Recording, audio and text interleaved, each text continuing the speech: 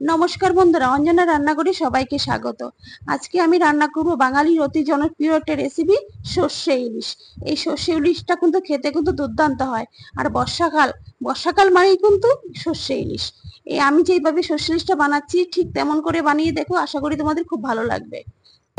নুন হলুদ দিয়ে মাখিয়ে নিলাম। আর এখন দিয়ে দেবো সর্ষে বাটা। নিয়েছি সঙ্গে সাদা সর্ষে, কালো সর্ষে, কাঁচা লঙ্কা আর গোটা জিরে একসঙ্গে বেটে নিয়েছি। দিয়ে ভালো করে আমি মাখিয়ে নেব।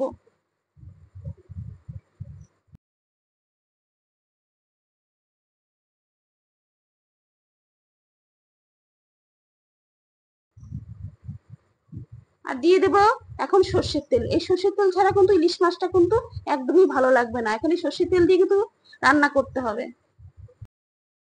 সর্ষের তেলটা দিয়ে আবার ভালো করে মাখিয়ে নিলাম। মাখিয়ে আমি 10 মিনিটের মতন রেখে দেব।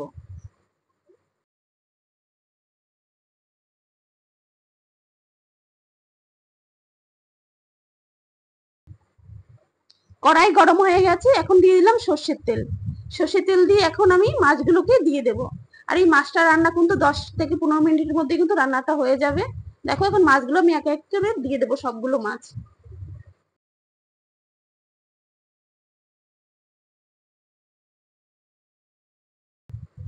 এখন দিয়ে দেবো জল। জল দিয়ে আমি 15 মিনিটের মতন ঢাকা দিয়ে রাখবো। এই 15 মিনিটের মধ্যেই কিন্তু রান্নাটা হয়ে যাবে।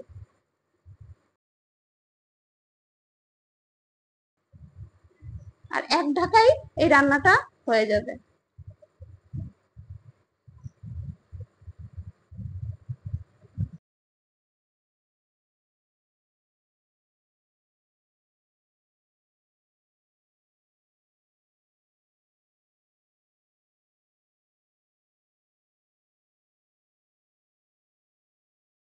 দেখো মাছটা রান্না আমার হয়ে গেছে, সর্ষে ইলিশ রেডি।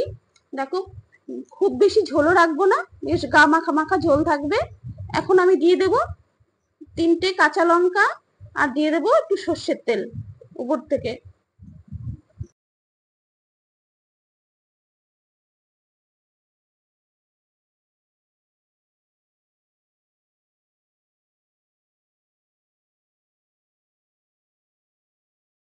সর্ষে ইলিশ কিন্তু আমার একদম রেডি হয়ে গেছে। আর আমি যেভাবে রান্না করেছি ঠিক এরকম করে রান্না করে খেয়ে দেখো, আশা করি তোমাদের খুব ভালো লাগবে। আর ভালো লাগলে লাইক, কমেন্ট আর শেয়ার করতে ভুলো না। আর সাবস্ক্রাইব করতেও ভুলো না।